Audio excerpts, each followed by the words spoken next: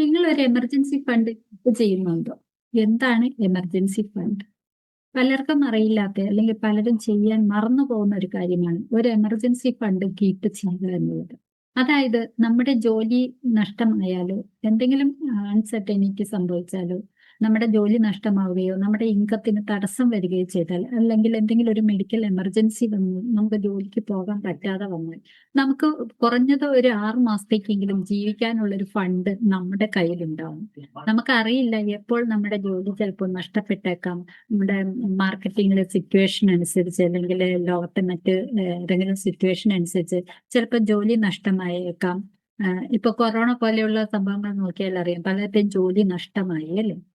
പിന്നെ എന്തെങ്കിലും ഒരു ക്രിട്ടിക്കൽ ഇൽനെസ് വന്നു കഴിഞ്ഞാൽ പിന്നെ ജോലിക്ക് പോകാൻ പറ്റാതെ വരിക. ഇങ്ങനെയൊക്കെ പല സിറ്റുവേഷൻസ് നമ്മുടെ ജീവിതത്തിൽ ഉണ്ടാവാറുണ്ട്. ഇതിനെയെല്ലാം നമ്മൾ ഓവർകം ചെയ്യാനായിട്ട് ഇതിനെതിരെ നമ്മൾ ഒരു പ്രിക്കോഷൻസ് എടുക്കേണ്ടതുണ്ട്. അങ്ങനെ ഒന്ന് കരുതി വെക്കേണ്ടതാണ് ഈ എമർജൻസി ഫണ്ട് എന്ന് പറയുന്നത്. അപ്പൊ മിനിമം ഒരു 6 മാസത്തേക്കെങ്കിലും നമുക്ക് ജീവിക്കാൻ കഴിയുന്ന ഒരു തുക നമ്മൾ കരുതി വെക്കുന്നു. അതെങ്ങനെയെന്ന് വെച്ചാൽ നമ്മൾക്ക് എന്ത് ഇൻകം ആണ് ഇപ്പോൾ കിട്ടിക്കൊണ്ടിരിക്കുന്നത്, മാസം ആ ഇൻകത്തിന്റെ ഇതനുസരിച്ചിട്ടാണ് നമ്മൾ അത് ചെയ്യേണ്ടത്.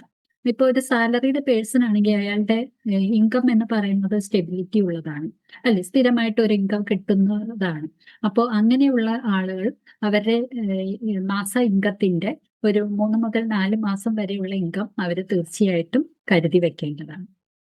എന്നാൽ ഒരു ഫ്രീലാൻസർ ആണ്, അല്ലെങ്കിൽ ഏതെങ്കിലും രീതിയിൽ ഒരു ഏജൻസി വർക്ക് ചെയ്യുന്നവരാണ്, അതല്ലെങ്കിൽ സെൽഫായിട്ട് എന്തെങ്കിലും ബിസിനസ് ചെയ്യുന്നവരാണ്, അവരുടെ ഇൻകം എന്ന് പറയുന്നത് ചിലപ്പോൾ ഫ്ലക്ച്വേഷൻ ആയിരിക്കും. കൃത്യമായിട്ട് ഒരു ഇൻകം ആയിരിക്കില്ല, ഓരോ മാസവും ചിലപ്പോൾ അതിൽ വ്യത്യാസമുണ്ട്.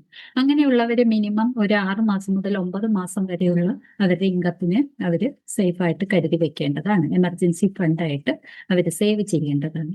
അതേസമയം നമ്മളൊരു റിട്ടയർമെന്റ് ലൈഫിനോട് അടുത്തുകൊണ്ടിരിക്കുകയാണ്. ഒരു 50-55 വയസ്സൊക്കെ ആയ ഒരു വ്യക്തിയാണ്. നമ്മളെ ആശ്രയിച്ച് കുടുംബത്തിൽ ഒത്തിരി പേരുണ്ട്. ഇപ്പൊ ചിലപ്പോൾ ചിലവരുടെ വീട്ടിലെ പാരന്റ്സ് കാണും, പിന്നെ ഫാമിലി ഉണ്ടാവും, കുട്ടികൾ ഉണ്ടാവും, വൈഫോ അല്ലെങ്കിൽ ഇപ്പൊ വർക്ക് ചെയ്യുന്ന ലേഡീസ് ആയാലും അവരുടെ സ്പൗസ് ഉണ്ടാവും, കുട്ടികളുണ്ടാവും. അതുപോലെ തന്നെ അവരെ ആശ്രയിച്ച് കഴിഞ്ഞാൽ ചിലപ്പോൾ സഹോദരിമാരോ അങ്ങനെ ആരെങ്കിലും ഒക്കെ കാണും. അങ്ങനെ ഒത്തിരി ഫാമിലി മെമ്പേഴ്സ് ഉണ്ട് നമ്മളെ ആശ്രയിച്ച് എന്നുണ്ടെങ്കിൽ അവർ തീർച്ചയായിട്ടും ഒരു വർഷത്തേക്കുള്ള എമൗണ്ട് കരുതേണ്ടത് ആവശ്യമാണ്. ഇത് എങ്ങനെ ചെയ്യാം എന്ന് വെച്ചാൽ, നമ്മൾ ഇതിനായിട്ട് ഒരു ഫണ്ട് ഒരു ദിവസം കൊണ്ട് നമുക്ക് ഈ ഫണ്ട് ഉണ്ടാക്കിയെടുക്കാൻ പറ്റില്ല. അപ്പോൾ നമ്മൾ ചിലപ്പോൾ നമ്മുടെ കിട്ടുന്ന ഇൻകത്തിൽ നിന്നും ഒരു നിശ്ചിത ശതമാനം എല്ലാ മാസവും അതിനകത്തേക്ക് മാറ്റി വെക്കുക.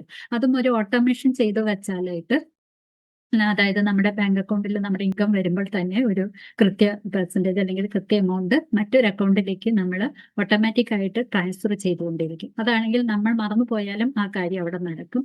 അപ്പൊ ഒരു ഫണ്ട് അവിടെ ക്രിയേറ്റ് ചെയ്യപ്പെടുകയും ചെയ്യും.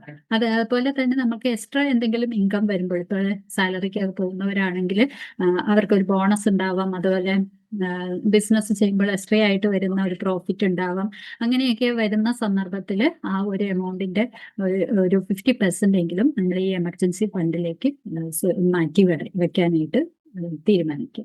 ഇങ്ങനെയൊക്കെ ചെയ്തു കഴിഞ്ഞാൽ നമുക്ക് വളരെ ഈസി ആയിട്ട് എമർജൻസി ഫണ്ട് ക്രിയേറ്റ് ചെയ്യാനും, നമുക്ക് മുന്നോട്ട് ഏതെങ്കിലും ഒരു സ്ട്രഗിൾ വരുന്ന സമയത്ത്, ഒരു അൺസർട്ടനിറ്റി അല്ലെങ്കിൽ എന്തെങ്കിലും ഒരു ബുദ്ധിമുട്ട് വരുന്ന സമയത്ത് പോലും നമ്മുടെ ഇൻകം തടസ്സപ്പെട്ടാൽ പോലും നമുക്ക് ഓവർകം ചെയ്യാനായിട്ട് സാധിക്കും. അപ്പോൾ നിങ്ങൾ നിങ്ങളുടെ എമർജൻസി ഫണ്ട് സ്വരൂപിച്ച് തുടങ്ങിയിട്ടുണ്ടോ? താഴെ കമന്റ് ചെയ്യുക യെസ് ഓർ നോ.